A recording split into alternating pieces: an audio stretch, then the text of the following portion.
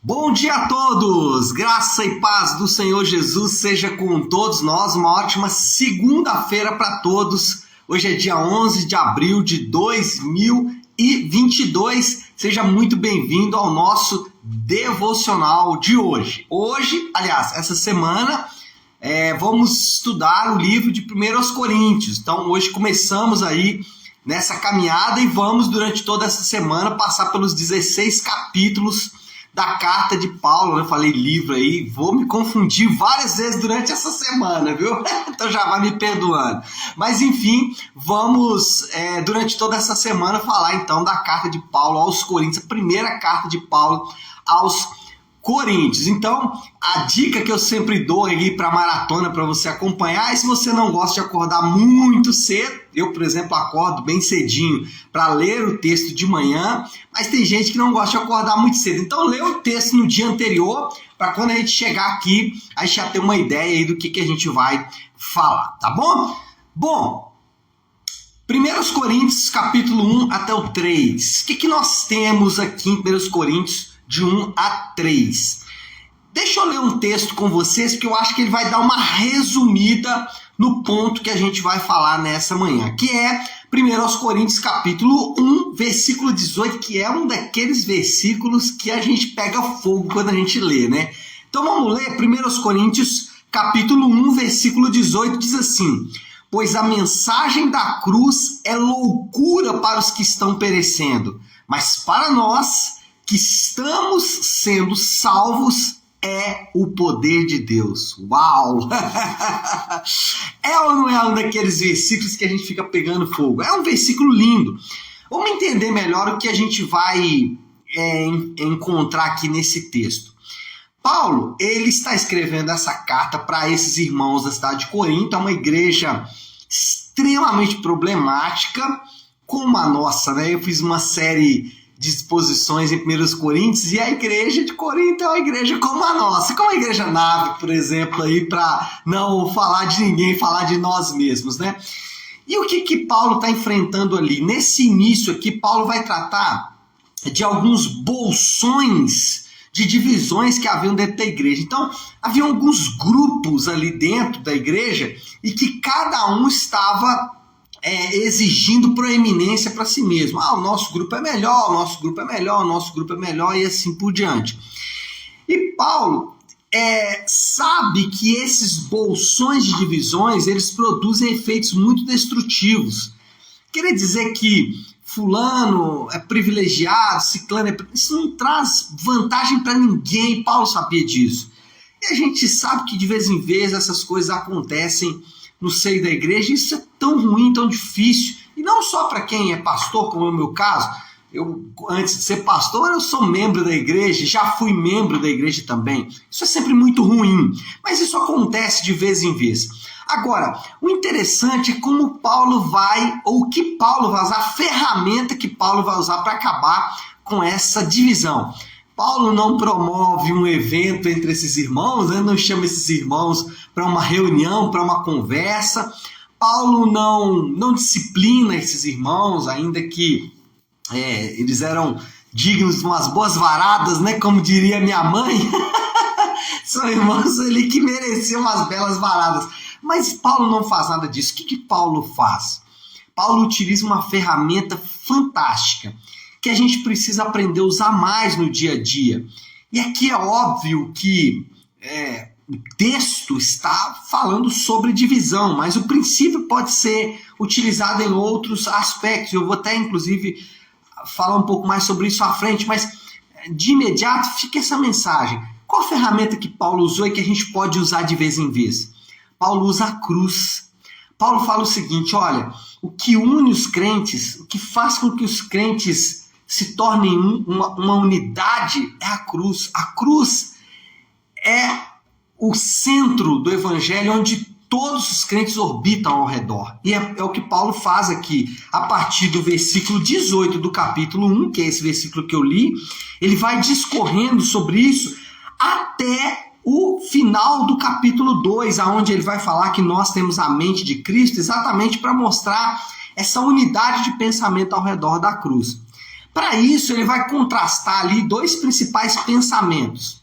O primeiro, ele contrasta a sabedoria humana, que era próprio dos gregos, e a aparente loucura da cruz. Então ele vai pegar ali a sabedoria humana, que estava ligada à cultura helênica, com todas as suas filosofias, pensamentos filosóficos e assim por diante, e ele vai pegar essa sabedoria humana dos helênicos e contrastar com a loucura da cruz, como é um termo que ele mesmo usa, para mostrar exatamente que os gregos estavam apoiando na sua própria sagacidade, os gregos estavam apoiando na sua própria capacidade mental para poder resolver a questão das divisões, ou até para produzir mais divisões. O ponto é que os gregos, eles se apoiavam na sua própria sabedoria.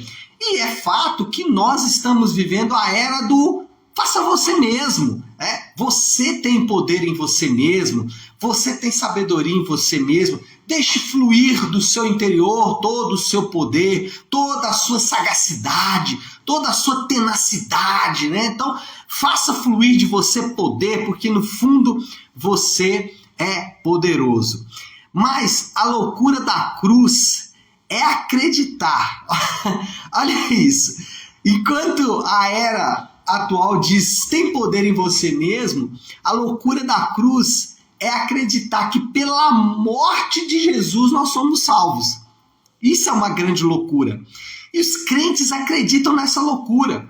Enquanto que os homens, eles acreditam que deles mesmos flui poder, o crente diz, não flui poder de mim, flui poder da cruz. Paulo fala, é a loucura da cruz que nos salva. Mas não só isso. Ele diz o seguinte, que a loucura da cruz também, a mensagem da cruz, ela nos conduz pelo caminho. Ela nos salva e ela também nos conduz pelo caminho. E Paulo, ele fez o uso da mensagem do evangelho como motivação para resolver problemas em vários lugares.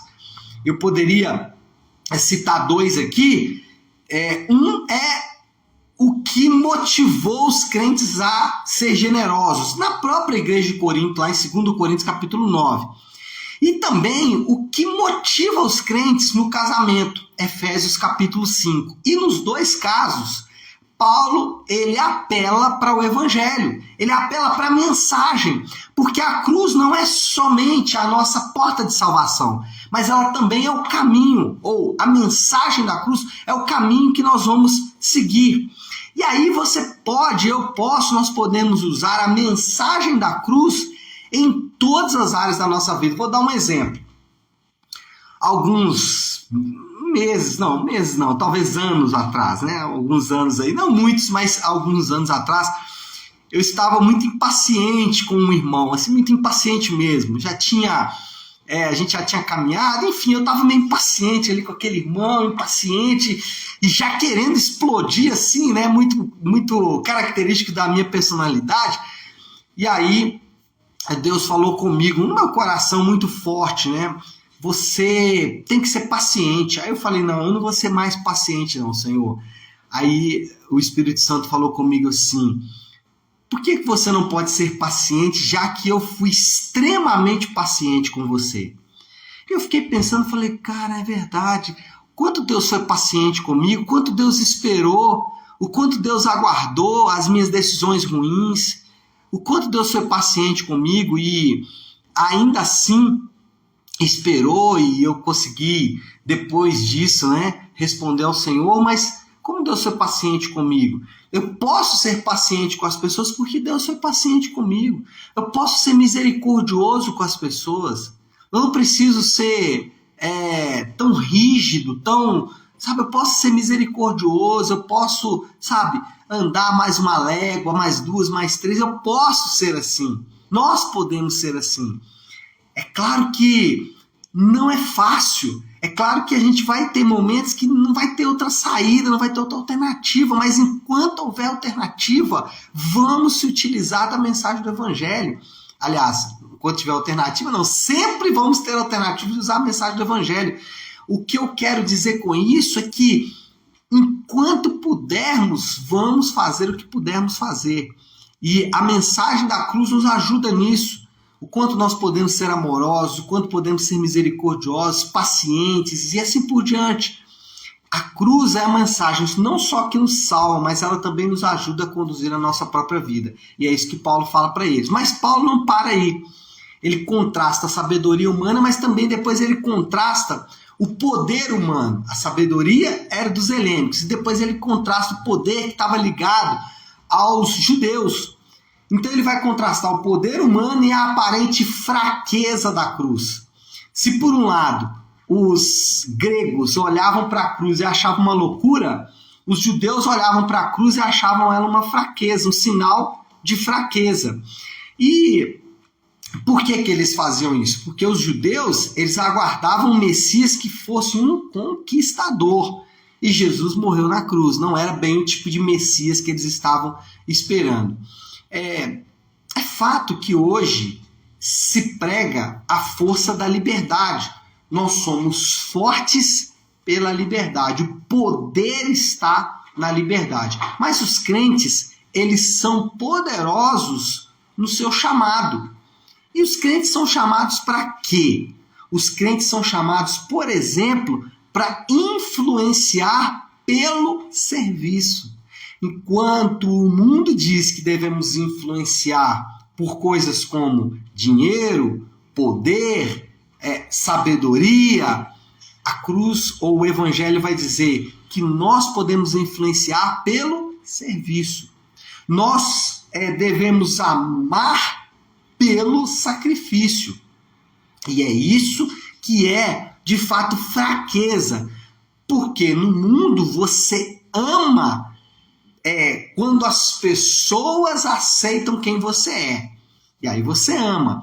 Mas na mensagem do Evangelho, os crentes são chamados para amar pelo sacrifício. E mais, os crentes são chamados a doar com generosidade.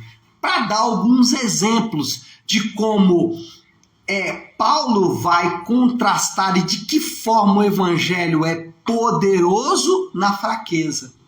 De como o Evangelho pode exercer influência pelo serviço, como a gente disse aqui. Qual é o exemplo que a gente pode dar de alguém que foi exatamente assim? De alguém que exerceu poder não pela força, mas pela fraqueza. O melhor exemplo é o próprio apóstolo Paulo, que exerceu poder na fraqueza. A vida de Paulo foi uma vida de doação, de amor sacrificial, foi uma vida de influência pelo que ele fazia, pelo serviço que ele exercia. Então, ele é o maior exemplo que a gente tem disso. Sabedoria humana e poder humano contrastado com a sabedoria da cruz e a fraqueza da cruz são os ingredientes ou os princípios que nós podemos usar para poder responder todas as perguntas ou para tentar ou para de alguma forma sermos direcionados durante a nossa caminhada. Qual é a moral da história desse primeiro ponto aqui? Moral da história é que só Deus pode transformar os loucos e os fracos do mundo em um povo. Só Deus pode transformar em povo aqueles que são loucos por acreditarem na loucura da cruz e pode transformar os que são fracos por acreditarem no poder da fraqueza. Só Deus pode transformar esse povo no seu próprio povo. Então, os crentes, eles não estão unidos por uma bandeira política, os crentes não estão unidos por uma ideologia de vida, os crentes não estão unidos por outra coisa a não ser unidos pela cruz. O que nos une, o que nos torna um povo, não é o que nós pensamos. O que nos torna povo não é apenas o que cremos, mas o que nos torna povo é a cruz. A cruz é a única coisa capaz de unir um povo tão diverso como o povo de Deus. E qual é o desafio? O desafio é aplicar a mensagem do Evangelho para transformar a nossa própria vida. A mensagem do Evangelho ela é poderosa. E se queremos de fato viver uma vida transformada, não é pela força do grito, não é pela força das redes sociais, não é pela força do nosso argumento ou raciocínio. Se queremos transformação de vida, a força está no poder daquele que influencia pelo serviço, que ama pelo sacrifício e que doa com generosidade. Tá certo, meu povo? Então é isso. Acho que podemos orar, colocar tudo isso aí que falamos diante de Deus. E como eu gosto de fazer toda segunda-feira e sexta também, eu gosto de encerrar o devocional fazendo a oração que o Senhor nos ensinou, a oração do Pai Nosso. Então, se você puder, pare um instante aquilo que você está fazendo e vamos juntos buscar a Deus em oração, orando a oração do Pai Nosso. Pai nosso que estás nos céus, santificado seja o teu nome. Venha o teu reino, seja feita a tua vontade, assim na terra como no céu. Dá-nos hoje o nosso pão de cada dia. Perdoa as nossas dívidas, assim como perdoamos aos nossos devedores. E não nos deixes cair em tentação, mas livra-nos do mal, porque teu é o reino, o poder e a glória para sempre. Amém, amém e amém. Amém, meu povo? Bom, então é isso. Nós vamos ficando por aqui. Eu quero só deixar um aviso importante. Hoje, às 20 horas, na nossa igreja Nave, nós temos o Nave Toque de Mulheres. Então, as nossas irmãs vão organizar ali todo o nosso momento e a gente vai conversar hoje sobre a palavra de ontem, que foi em Esther capítulo 2, e a gente falou sobre os relacionamentos descartáveis. Então, hoje, a partir das 20 horas, na nossa igreja Nave, eu te espero para juntos falarmos desse assunto tão importante, tá bom? Deus abençoe, ótima segunda-feira para todos e uma semana abençoada. Fiquem com Deus.